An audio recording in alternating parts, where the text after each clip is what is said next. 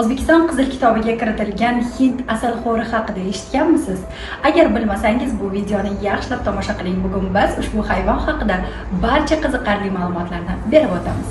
Bugungi kunda hind asalxo'ri butunlay yo'qolib ketish xavfi ostida. Shu bois u O'zbekiston Qizil kitobiga kiritilgan va davlat muhofazasiga olingan. Tashqi ko'rinishi bilan oddiy hayvondek tuyulsa-da, lekin yurtimizdagi eng noyob jonzotlardan biri hisoblanadi. Bu noyob tur asosan janubiy va markaziy Usyurt, Sariqamish botig'i hamda Xorazm vohasi atrofidagi g'orlar, jarliklar va sho'rxok hududlarda uchraydi. U asosan tun qorong'usida faol bo'lib, kunduz kunlari inlari yoki kichik g'orlarda yashirinadi. Afsuski, O'zbekiston hududida hind asalxo'rining soni juda kam. So'nggi yillarda u tabiatda sanoqli marotaba kuzatilgan xolos. Shu sababli bu turni ovlash qat'iyan taqiqlanadi.